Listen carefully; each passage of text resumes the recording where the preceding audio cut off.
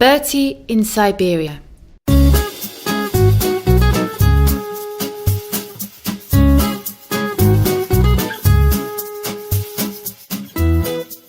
Hello, this is Natasha. It's been some while since we told you a Bertie story. To make up for Bertie's long absence, this story is a true epic.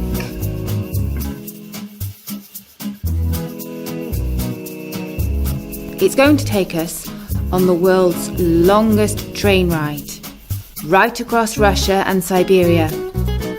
It's such a massive story that I've asked Richard to help me. He's going to be doing the Bertie voices and a little bit of the background. Did you scoff any scrummy Easter eggs this year? I bet you did. Well, this story's about a very special egg, but it isn't one that you can eat. Richard, can you describe it for us? Yes, certainly. This precious egg is made out of blue enamel and gold, and it's studded with diamonds. It stands on 4 legs and has wavy patterns all around it. A sort of crown sits on top of it, but not a normal crown, because it's in the form of a skateboard. And if you know anything about exclusive and expensive eggs, you will realise that I'm talking about a Fabergé egg, made by the jeweller of that name. Over 100 years ago, the Tsar of Russia gave it as a very special Easter present to Bertie's great-great-uncle, Prince Rudolf, the inventor of the skateboard. A sad story came down through Prince Bertie's family that Prince Rudolf lost this fabulous egg after he left it under his seat at the theatre. When the wicked queen heard the family legend, she muttered to herself, Now we know why Bertie's such a nincompoop. It runs in the family. History tells us that in the year 1917, the Russian royal family suddenly became quite unpopular, and those who could left the country in rather a rush. Prince Rudolf took a train along the Trans-Siberian Railway and escaped into China. From there he made his way to the south of France, where he lived out his days in a palace. Like Bertie, he loved telling stories, and he wrote down the tale of his escape from Russia in a diary. For many years, this diary lay in a box in an attic, until one day Bertie's aunt sent it to him along with a key on a gold chain. For a whole week, Bertie took Prince Rudolf's story around with him, reading it in every spare moment, even when he was walking down the corridors of the palace. That was how he bumped, quite literally, into the wicked queen. Why do you waste your time with these stupid stories? Why don't you join the real world and do something useful like make money? I'm enriching my mind, replied Bertie. and this book has a wealth of information in it, including the secret of what Prince Rudolf really did with his Fabergé egg. I now know where he hid it, which is something you don't know, so there. I'll believe it when you show it to me. Well, I shall find it. You wait and see. So now you know all about Bertie's great-great-uncle Rudolf and his very special Fabergé egg. Sit back and listen to the story of Bertie in Siberia.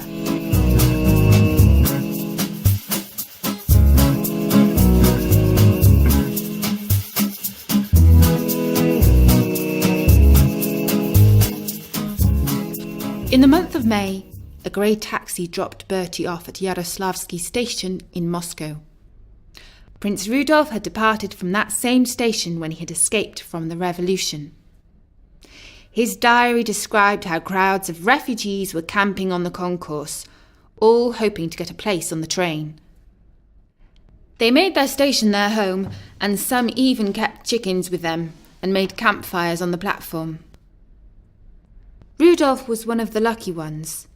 He managed to hop onto a luggage wagon just as a train was moving off. When Bertie arrived at the station, quite a few down and outs were still living on the concourse. And plenty of people, Russian, Mongolian, Chinese sat on piles of luggage looking like they had been there a long time.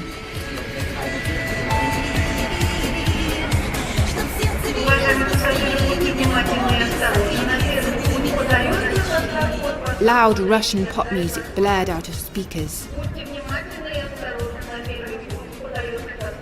There was a lively trade in CDs, dubious meat pies, and various drinks. It was more like a bazaar than a station. He went into the grand vaulted ticket office and joined one of the snaking queues. After quite a wait, he spoke to a ticket seller through a little window. "Niet, niet," she said, which is Russian for no, no. Bertie walked into the main part of the station feeling rather low. He wondered if he should try and hop onto a moving train like Prince Rudolph had done, but he thought that sounded a little dangerous. As he was gazing up at the neon timetable, all written in Russian letters, a lady with gold teeth tried to sell him a bunch of roses. "I want a ticket, not flowers," said Bertie to the lady who could not understand a word he was saying. And then he had an idea. "Actually, I'll take 3 bunches. A red one, a white one, and a yellow one." And he handed her some Russian money, rubles, in return for the bouquet. Now Bertie queued up again for a ticket, and this time when he reached the ticket window, he pushed the bunch of roses through the window. As he had hoped, the ticket-selling lady was enchanted enough by the gallant gesture to suddenly discover that there was indeed one last place left on the train. A berth in first class. All the other passengers seemed to have so much more luggage than Bertie. Some were passing suitcases through the windows. He was glad that he had a first-class ticket, or else he might end up sleeping on a pile of luggage.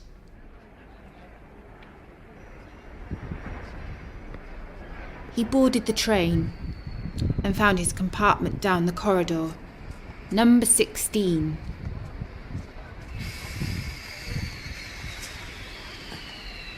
He slid open the door and saw a little room about the size of an airing cupboard. There were 2 beds on either side of a narrow table. On one of the beds sat a young woman with long silky black hair and Eastern features. She was wearing a silk shirt with the gold pattern embroidered on it, and she was passing the time by painting her nails blood red. "Oh, sorry, I must have the wrong compartment." But after checking his tickets, he realised that this was the right compartment after all. Although it was first class, it was rather small and had to be shared with another passenger. "I wonder what the 3rd class is like," thought Bertie. And then he remembered Uncle Rudolph in the luggage wagon.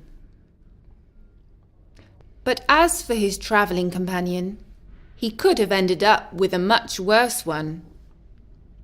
Bertie stored his rucksack under the bed, sat down and introduced himself. "Hello, I'm Prince Bertie."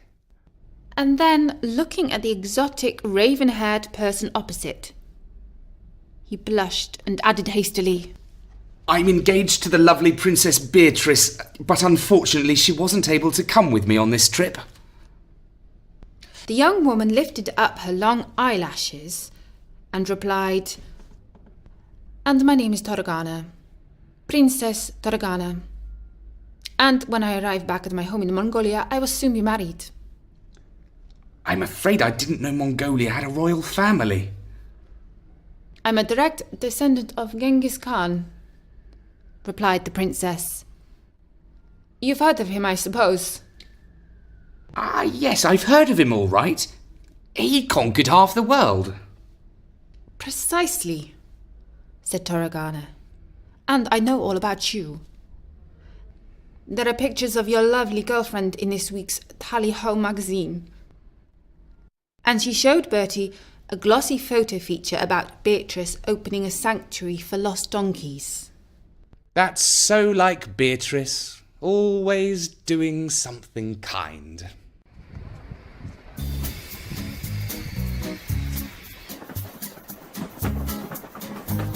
Half an hour later, the train heaved and jolted, and they moved at a snail's pace out of the station. The Trans-Siberian journey had begun.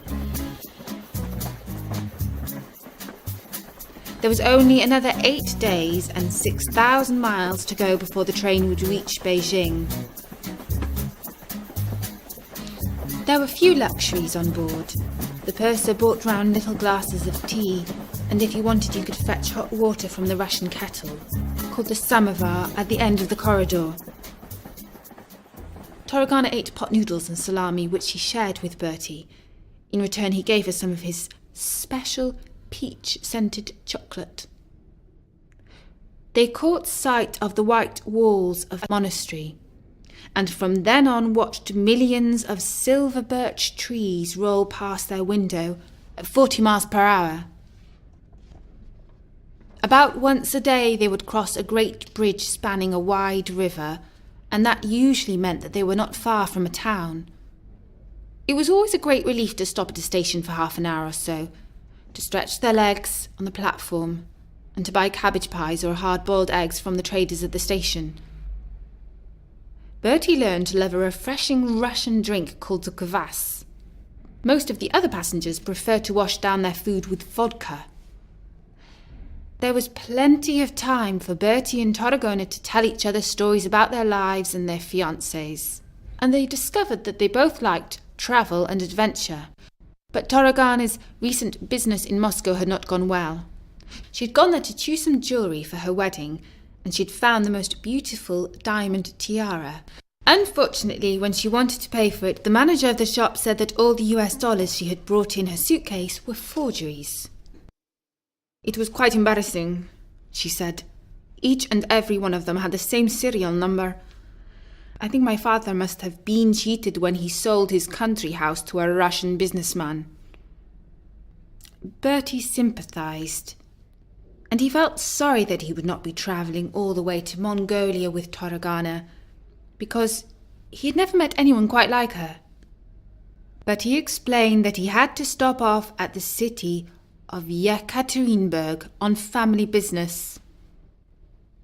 The train gently climbed through the Ural Mountains, and several days after leaving Moscow, they arrived at Yekaterinburg, a city named after Catherine the Great, and infamous as the place where the Tsar and his family met their untimely ends.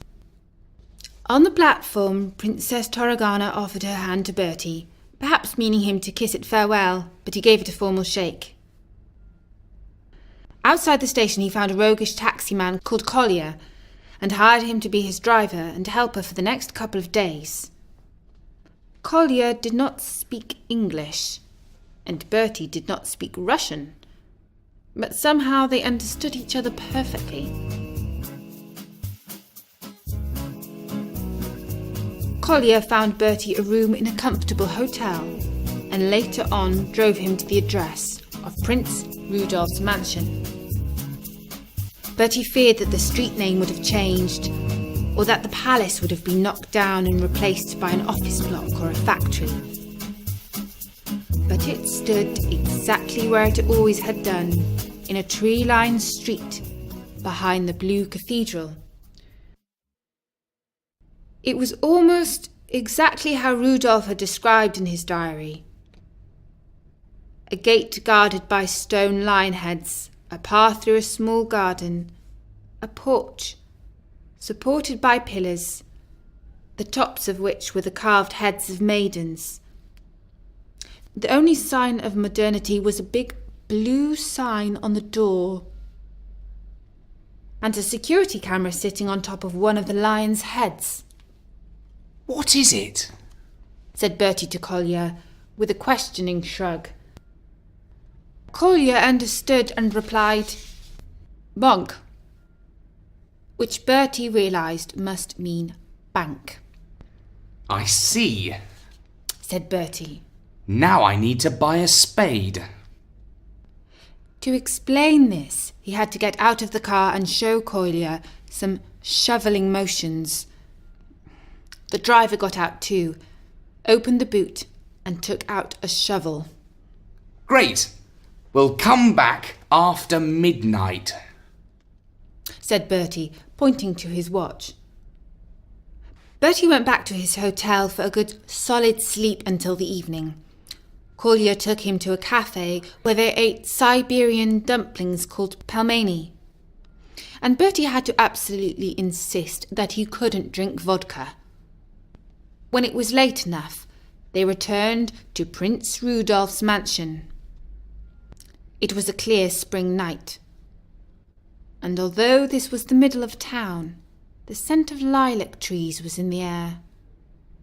Bertie felt quite carefree, and not at all afraid. Perhaps he should have been. He wasn't at all worried about the security camera. He thought if anyone could monitor it day and night, they would have to have a superhuman tolerance of boredom. All the same, he threw his coat over the lens in case it might be recording anything. Kolya took the somewhat filthy carpet out of the floor of his car and slung this over the wall to protect Bertie from the broken glass that was embedded at the top. Then Kolya took his hands for Bertie to stand in and gave him a leg up over the wall. He threw the spade after him. Bertie thought it wasn't the first time that Kolya had been on an operation like this. He went round the side of the house and started to dig a hole in the grass in the front of the apple tree. It was tough going, and he had to pull out several large stones. I'm glad it's not winter, he thought. The ground would be frozen over and hard as rock. After he had been digging for half an hour and had made quite an impressive hole, he had still not found anything interesting. He stopped to wipe his forehead. A soft voice said, "Bertie, you won't find it there. You're digging in the wrong place." Am I hearing things? thought Bertie. And he looked around and saw Princess Tarragona standing in the garden. "That apple tree is too young," she said. "It wouldn't have been here when Prince Rudolph buried his treasure box. This is where it is, under my feet." How do you know? "Trust me, I do. My instinct for expensive things is never wrong." Bertie began to work his shovel on the spot where the princess told him to dig. And shortly before 2 in the morning, his blade struck something hard. It took another 50 minutes to work the box out of the ground, and Bertie was sweaty, covered in earth and out of breath, as he took out the key which was hanging round his neck. Do you know what's inside? asked Bertie. "Of course," said Tarragona. "It's a very special egg."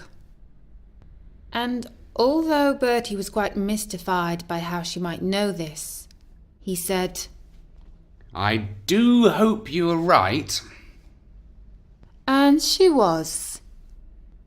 Bertie opened the lid of the box, and the diamonds on the egg sparkled in the moonlight.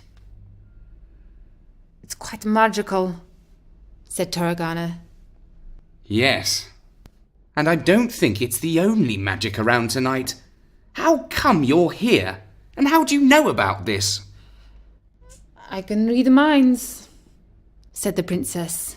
You read my book, more like. You must have been thumbing through Uncle Rudolph's diary while I was down the corridor in the train. You're a fast reader, I'll give you that. "That's not true," said Tarragona, sounding quite insulted. "I read people's minds. I can't help it. I just hear everyone's thoughts. Believe me, it's pretty boring listening to your brain harping on about the lovely Princess Beatrice and all her kind deeds. But I caught what you're planning to do, and I thought I had better come along and help you. You have to admit, if I wasn't here, you'd still be breaking your back digging under the wrong tree. Well, thank you, said Bertie, because he realised it would be graceless not to say that.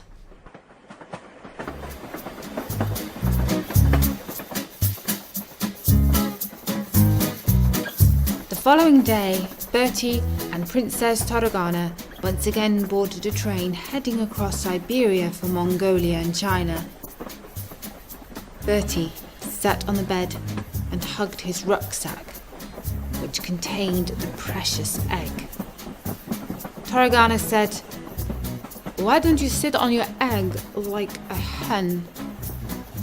And Bertie laughed. I was just thinking how almost 100 years ago, my great-great-uncle Prince Rudolph came this way. It was in the chaos of revolution, and there were so many robbers and bandits around that he thought it was too dangerous to take the egg with him any further. That's why he stopped off in Yekaterinburg and buried it in the garden of his house there. He thought that the revolution wouldn't last, and that one day he would be back to fetch it. "Oh, come on, let's look at it," pleaded Tarragana. And Bertie made sure that the door was bolted and then opened up the rucksack. Soon he was holding the precious object in his hands. He brushed his fingers over the smooth enamel dome of the egg and felt the sharp corners of the golden skateboard that was mounted on top of it. "Why don't you open it and see what's inside?" What do you mean? "Give it to me, silly, I'll show you." Bertie let the princess carefully take the egg and watched as she deftly opened it into 2 parts on a concealed hinge. Inside was a nest of old Russian newspaper. Tarragana carefully unfolded it, trying not to get news ink on her elegant fingers. In the centre of it all, she found a small stone. What do you think it is? Asked Bertie. The princess rolled her hazel eyes up to the ceiling. "Bah!" she exclaimed. "Don't you know a diamond when you see one?" It doesn't look very big, said Bertie. "It would be a small pebble, but it's a huge diamond, about 15 carats. It must be worth a fortune." Well, that's a bonus. I'll get it polished up and set in a ring for Beatrice when I get back. Lucky girl.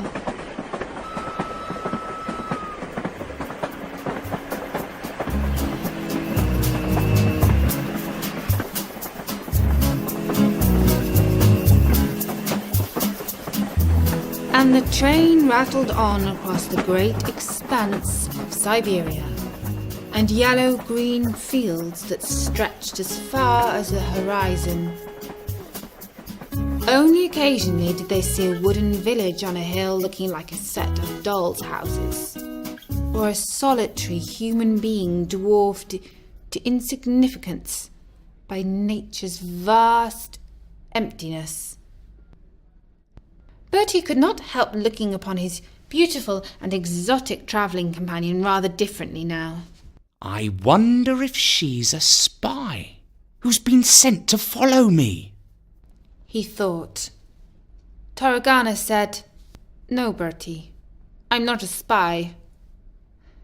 And that somehow spooked Bertie out because he hadn't said anything out loud. I'd better be careful what I think about, thought Bertie. "Yes, you should," said Tarragana. When Bertie had to leave the coupe to go down the corridor to the loo, he said to Tarragana, I suppose I don't have to mention this, because you probably know what I'm thinking, but please don't go anywhere while I'm away, because I'd like you to watch my luggage, if that's okay. "Well, I am hardly going to go for a bicycle ride." After the city of Irkutsk, the Russian tiger set in, dark impenetrable forests on either side of the track. When Bertie was out in the corridor, he caught his first glimpse of Lake Baikal shimmering through the trees. A freshwater lake, the size of Belgium, and yet little more than a blue dot on the map of Siberia. As the lake was on the other side of the train from their compartment, Bertie and the princess had to stand in the corridor to watch the scenery.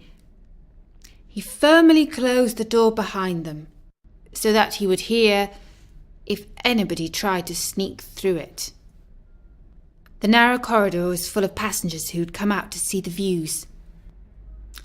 2 Chinese ladies sang sweetly to pass the time. Toragana said that they were taking poodles to Beijing where dogs were illegal, but very prized and expensive. Indeed, the princess seemed to know what everyone was up to. 3 Ukrainian businessmen who held glasses of vodka were on their way to China to buy fake designer goods to sell in Moscow. Some Mongolian youths were returning home from university, but they hadn't really been studying, only having a good time and trading in sable furs. The train began to snake around the very edge of the water. Fishermen sat on their stony shore. They were so close that Bertie longed to get out and throw a few pebbles into the lake. Mists rose and twisted above the mountains on the far side. A factory puffed less welcome smoke from a peninsula. They entered a tunnel of trees and Bertie thought, "Is that it?" and turned back to lie down. "Look now," said Toragana, and Bertie did. Lake Baikal reached out as far as the late afternoon sun. The water was pure and white and smooth as a vast paving stone.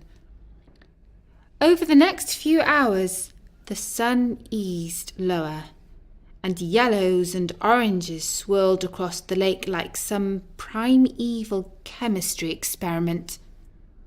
Bertie could imagine dinosaurs sticking their heads out of the waters, or flying spaceships landing on its surface. The last stretch of Russia was covered in desolate moors.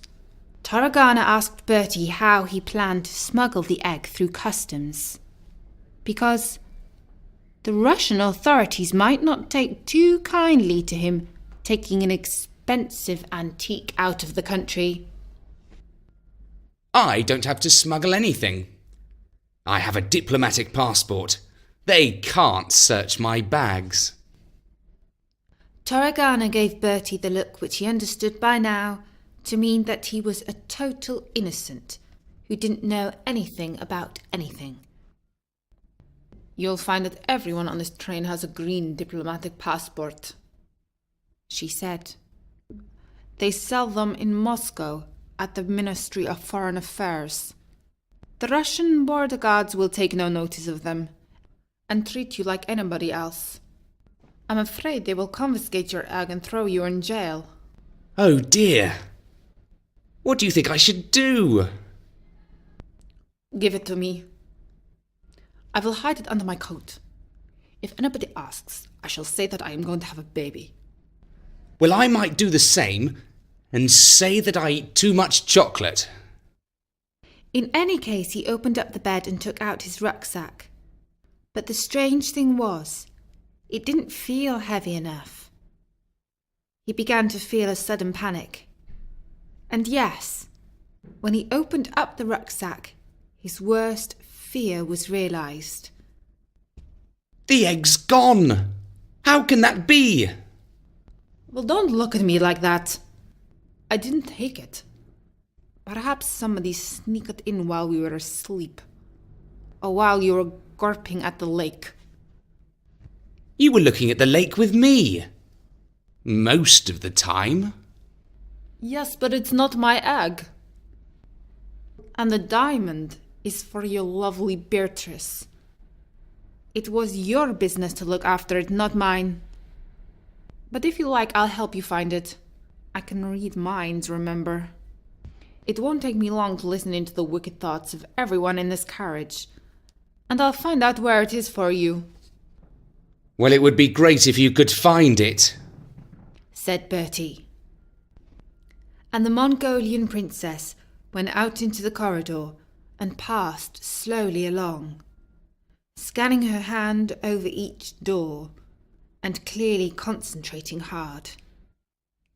She passed the Ukrainian businessmen, the Mongolian students, and the Chinese dog lovers. "Have you found it yet?" asked Bertie, when she was nearly at the end. "Let me concentrate," "Well," said Bertie, when she had reached the final door. "The train guard has got it. She knows how to smuggle it out of the country. She has an arrangement with the border police. Let her take it, and we'll get it back on the other side." And Bertie agreed that it was the best plan. He wondered if he could trust Tarragana, but he tried not to wonder too much in case he was reading his thoughts. When they finally reached the border with Mongolia, all the passengers had to get off the train, while the customs searched for hours, inside, underneath, and on top of the train. It was only the next morning that they finally rolled into Mongolia. Around mid-morning, the princess slipped out of the compartment. She returned a few minutes later with something under her coat. It was the Fabergé egg that she had retrieved from a hiding place in the guard's room. Bertie had no idea whether or not he should believe this mysterious Mongolian. But he was relieved that Uncle Rudolph's egg was safe. He checked inside and found the diamond too. "I thought perhaps it was jinxed.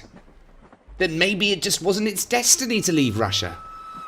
Thank you again for your help."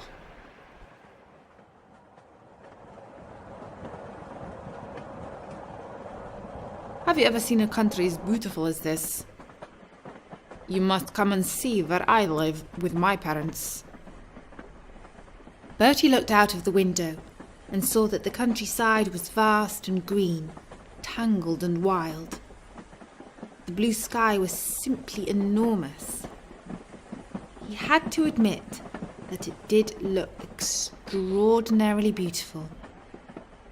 "Won't your fiancé mind if you bring home a strange prince?"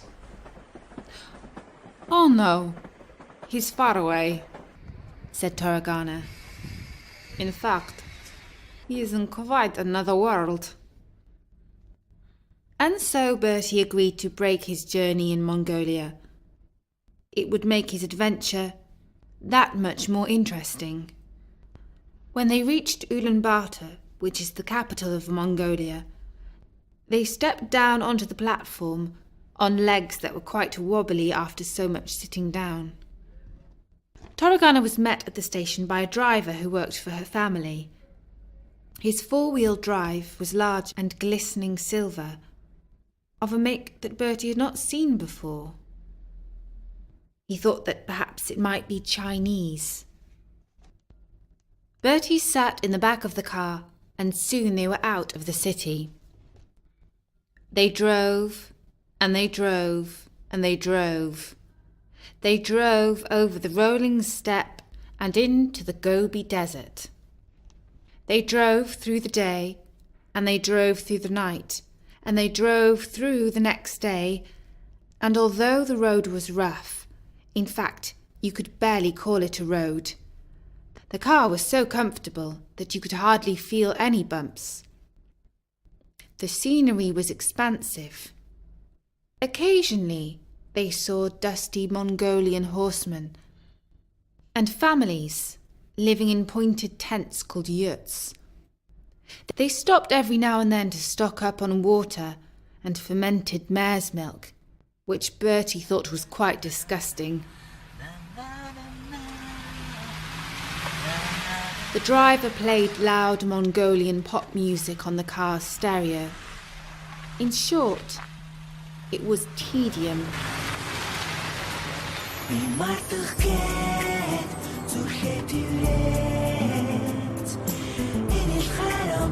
Finally, Tarragana said,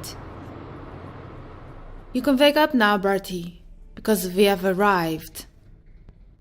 He opened his eyes, not knowing quite what to expect, a tent or a palace.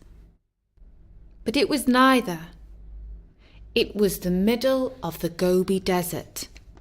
It was hundreds of miles from anywhere. There was not even a horse or a sheep in sight. All there was to see was the vast blue sky and a steel structure that was quite spherical, like a flying saucer. "Why don't you get out and take a closer look?" said Tarragana. And Bertie did. He walked all round the building. It somehow seemed much bigger that way than when he first saw it from the car. There were no windows, and he couldn't find the door. How do you get in? "Like this," said Tarragana, and she waved her arm. A doorway opened up in the side, and a flight of steps slid down to the ground. "After you," said the princess, and Bertie mounted the steps.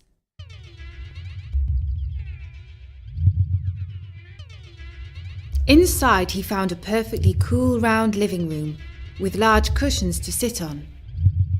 All round were screens showing various scenes, such as the desert immediately outside, cities like New York and Paris, the world taken from space, and yet more screens showing the stars. "It's almost like a flying saucer," said Bertie, and Tarragana looked at him with her head on one side. "This is a flying saucer, you dummy." "Oh, and are you going to kidnap me and take me to another world?" "No," she said. "My fiancé really wouldn't like that. I've brought you here to ask you a very special favor. You see, I was on holiday with my parents, and we were traveling across your solar system when we ran into engine trouble. We had to crash land on Earth, and the Gobi Desert was the most out-of-the-way spot we could find to park." "Well, I don't suppose you'll pick up a parking ticket here." "We need to replace the diamond in the main forward thrust. That's why I went to Moscow to buy one. Only the money we printed off did not pass inspection for the real stuff. Human technology is not quite so dumb as we thought." "We came across counting a while ago." The alien came over to Bertie and held both his hands. She looked into his eyes to make her appeal. "And now I really need to get back to my planet, or I will miss my own wedding, and that will be just too embarrassing. I'm not really a princess, but I am about to marry a prince and become one. If I miss an opportunity like that, I'll never forgive myself." "So what you were saying is that you want my diamond?" "Oh, I knew you would understand. You love your Beatrice so much. Just think how you would feel if she disappeared off the face of the earth just before your wedding. That's how my dear prince will feel if I can't make it back in time, or indeed ever." And although Bertie had been meaning to give the diamond as a special present to Beatrice, he also knew in his heart that she would want Tarragana to get back to her planet in time for her wedding. "All right then," said Bertie. "You can have the diamond on one condition. You give me a ride in your flying saucer and drop me off somewhere near my palace. I've never flown in a saucer before, and besides, I'm fed up with all this overland travel."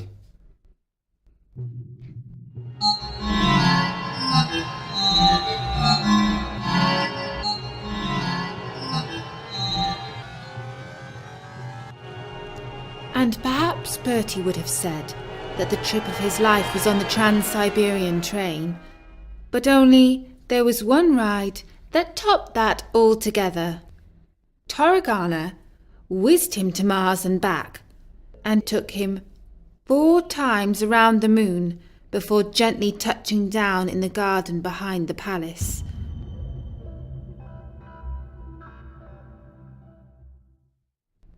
Before going to bed, Bertie took the Easter egg out of his rucksack and placed it in the centre of the dining room table so that the wicked queen would see it when she came down to breakfast. And she would know that Bertie and his great-great-uncle Rudolph were no nincompoops after all. It was a shame that he did not have a diamond to place beside Beatrice's plate. But he did at least have an amazing story to tell her. And that's the story of Bertie in Siberia.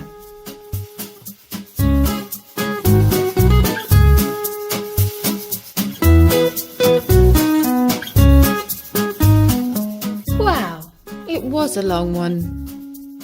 And well done for listening to the end. Did you guess that Toragana was an alien, Richard? No, I must admit that I didn't see that coming. And neither did Bertie. If you would like to hear more of Bertie's adventures, don't forget that you can drop by at storynori.com. For now, from me, Natasha. And me, Richard. Bye-bye.